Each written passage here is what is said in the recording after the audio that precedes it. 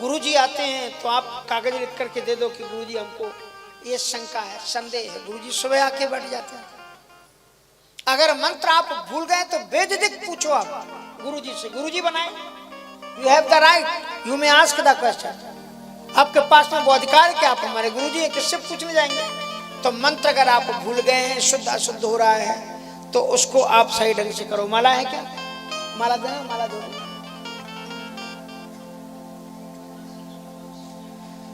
तो मंत्र को पूरी तरह से शुद्धि के साथ में आपको जपना है। और ध्यान रखना, जिन लोगों ने राम मंत्र लिया है तो राम मंत्र पर ध्यान रखिएगा, इसमें ओम नहीं लगता है।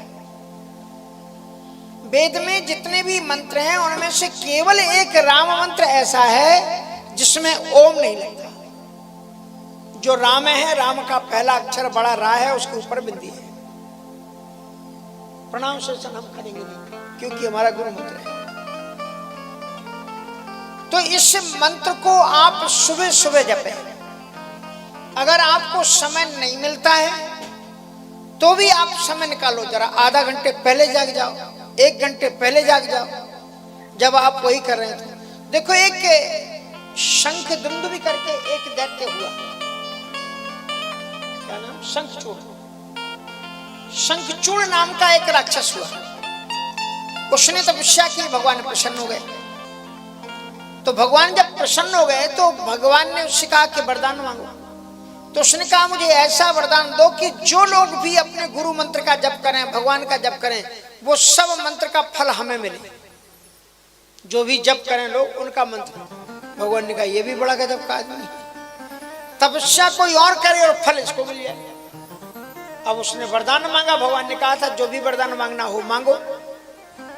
तो भगवान ने कहा कि चलो भाई, मैं तुम्हें ये वरदान देता हूं, लेकिन तुम उसी के फल को प्राप्त कर पाओगे जिसकी माला तुम्हें दिखाई पड़ जाएगी।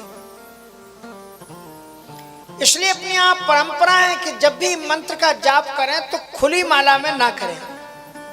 जैसे बहुत से लोग ऐसी माला लिए और अपना करते जा रहे हैं, तो माला दिखेगी तो उसका फल आपको नहीं मिलेगा।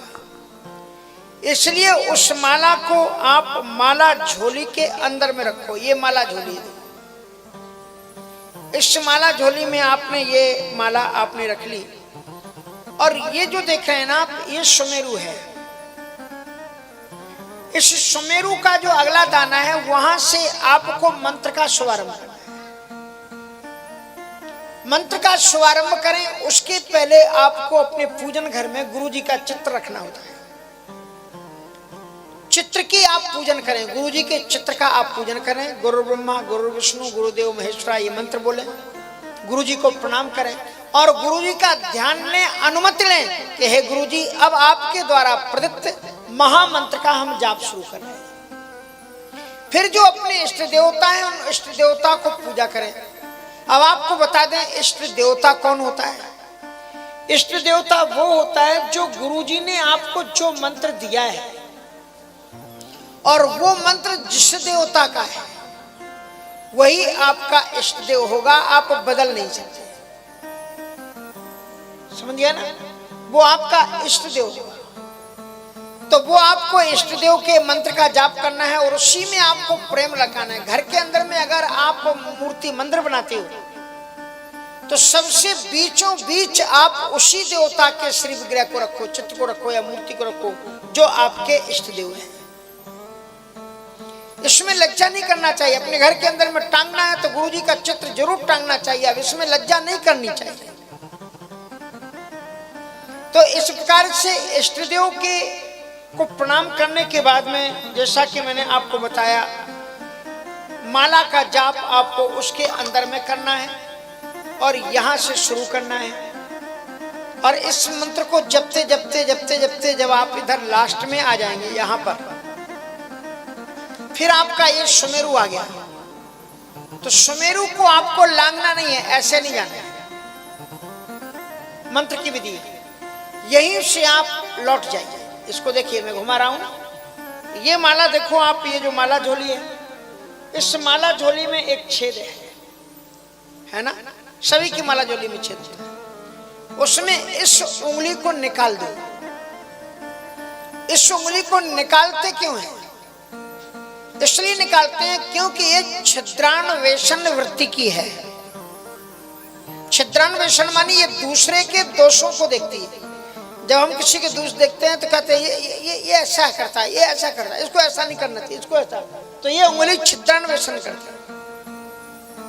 और भक्ति में सबसे पहली शर्त है कि अन्य दोष गुण चिंतन मासु मुक्त्वा सेवा कथा रसमहो नितराम पवत्तो।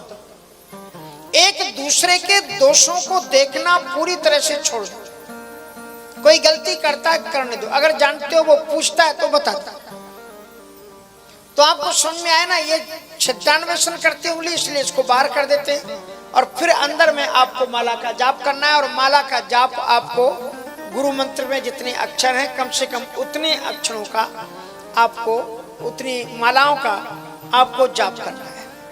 और माला जाप करने के बाद में एक आचमनी में पानी भरो, और पानी भर करके ठाकुर जी से कहो कि हे प्रभु आज के इस जप को हम पूर्ण करते हैं, और उस जल को ठाकुर जी के सामने रखे हुए छोटे बर्तन में आप मिला दो। इस प्रकार से मंत्र का जाप करो, बाद में फिर गुरु जी का ध्यान करो, भगवान जी का ध्यान करो, और फिर आप पूजन करो। पूजन करो तो पहले बैठो तो प्रणाम करके बैठो, उठो तो फिर प्रणाम करो, और आरती आदि की भी शुद्धि होती है। तो इस प्रकार से गुरु को जब हम दीक्षा लेते हैं तो गुरु न सस्यात सजनो न सस्यात, वही गुरु गुरु है जो अपने शिष्य को भगवान की भक्ति सिखाए। कभी कभी गुरु कहते हैं कि बस हमारा ही पूजन करो, गुरु का पूजन करना चाहिए, लेकिन मुख्य तो हमारे जीवन का लक्ष्य ईश्वर है। कौन है? ईश्वर। ईश्वर को प्राप्त करने के लिए हमने गुरु किया है, इसलिए गुरु में श्रद्धा रखो, गुरु पूर्णिमा में गुरु का पूजन करो, चित्त रखो, वो करो, लेकिन मुख्य आपका भगवान है। ठाकुर जी के मंत्र से उनसे प्रेम करो, उनसे स्नेह लगाओ, उनसे स्नेह जोड़ो, यही हमारे जीवन का लक्ष्य है। गुरु न सस्यात सजनो न सस्यात। आप अपना सगा संबंधी उसी को समझें जो आपकी भक्ति में कभी बाधक ना होता, और जो आपकी भक्ति में बाधक हो उसका त्याग करो। त्याग का मतलब ये नहीं कि भगा दो, मन से चिंतन। मीरा जी जब भक्ति करती थी तो मीरा जी की भक्ति में पूरा परिवार विघ्न कर रहा था। राजस्थान की कितनी वर्जनाएं होती, कितनी मर्यादाएं होती, और मीरा जी सुने कि कोई संत आया तो दौड़ पड़ती थी। अब मीरा जी कहें कि मैंने तो ठाकुर जी को अपना पति मान लिया, अब मैं क्या करूं। आप कभी मीरा जी का चरित्र पढ़ना, उनकी शादी बड़ी विषम परिस्थिति में हुई थी, वो तो शादी नहीं करना चाहती। उनकी जो बहन थी वो खत्म हो गई, तो उसकी जगह उनको शादी करा दी गई। रोते रोते गई और ठाकुर जी को साथ में लेकर के गई। जब उनके परिवार की ना तो सास उन्हें सहयोग करती थी, ना पति सहयोग करता था, तब मीरा जी ने एक पत्र गोस्वामी तुलसीदास जी को लिखा कि मेरे सजन सहाय, सजन जो जिससे मैं भक्ति करती हूं वो ही मेरे सहायक। आप संत सत्पुरुष हैं, आप मुझे बताइए कि धर्म ये कहता है कि पतिव्रत धर्म सबसे बड़ा है, और मेरे परिवार के लोग इसमें बाधा कर रहे हैं, तो मुझे क्या करना चाहिए। तो गोस्वामी तुलसीदास जी ने एक पद्य लिख करके उनको दिया। जरा उस पद्य को ध्यान से सुनिए और एक एक लाइन को सुनना।